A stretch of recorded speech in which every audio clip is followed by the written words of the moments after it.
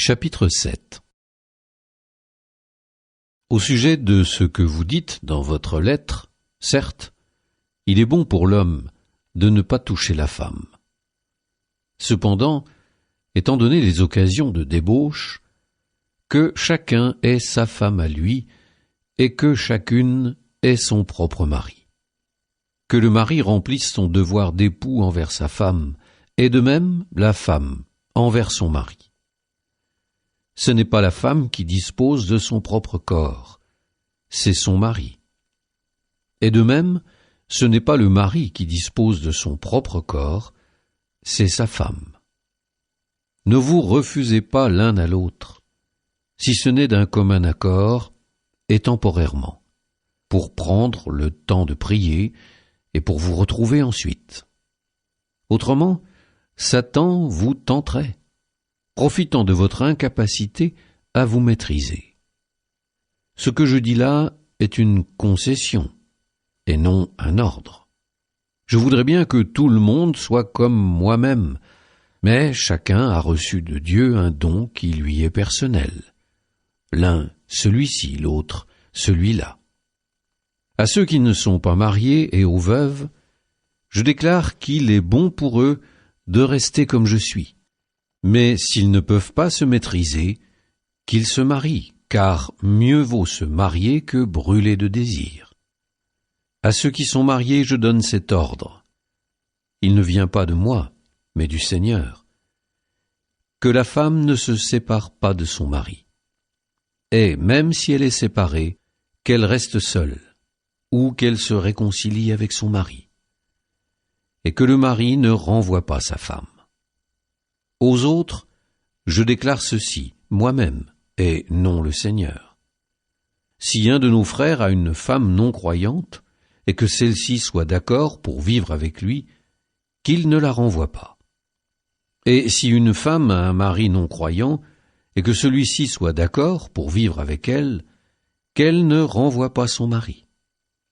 En effet, le mari non croyant se trouve sanctifié par sa femme, et la femme non croyante se trouve sanctifiée par son mari croyant.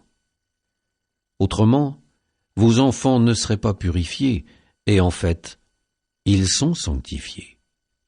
Même si le non-croyant se sépare, qu'il le fasse. En de telles circonstances, notre frère ou notre sœur n'est pas réellement lié. C'est pour vivre dans la paix que Dieu vous a appelé. Toi, la femme, comment savoir si tu sauveras ton mari? Et toi, l'homme, comment savoir si tu sauveras ta femme?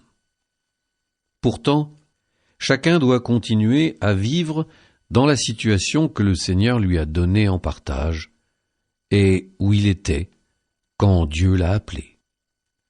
C'est la règle que j'établis dans toutes les églises.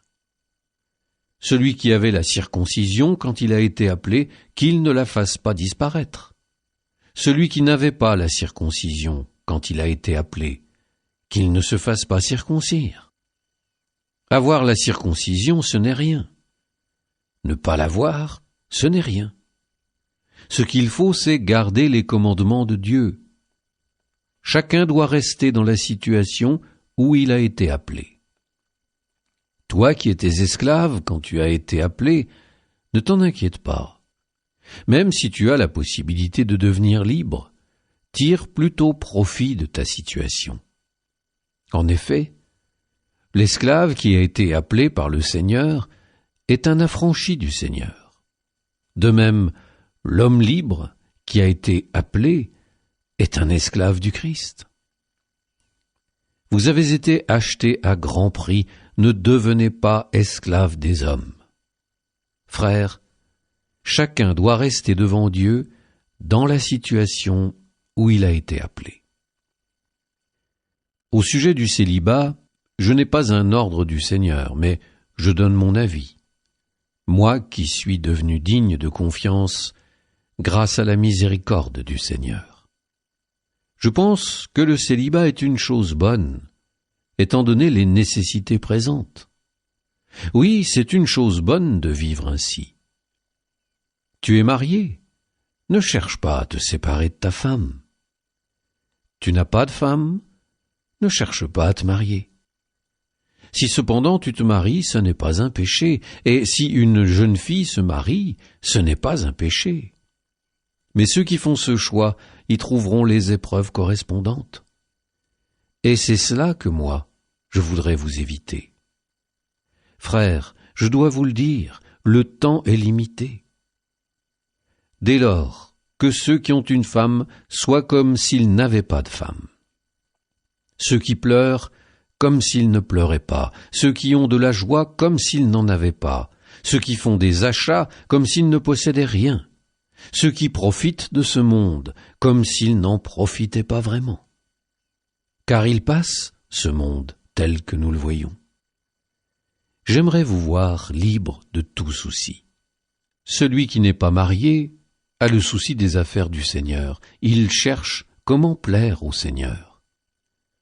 Celui qui est marié a le souci des affaires de ce monde. Il cherche comment plaire à sa femme, et il se trouve divisé. La femme sans mari, ou celle qui reste vierge, a le souci des affaires du Seigneur, afin d'être sanctifiée dans son corps et son esprit. Celle qui est mariée a le souci des affaires de ce monde. Elle cherche comment plaire à son mari. C'est dans votre intérêt que je dis cela. Ça n'est pas pour vous tendre un piège, mais pour vous proposer ce qui est bien, afin que vous soyez attachés au Seigneur sans partage.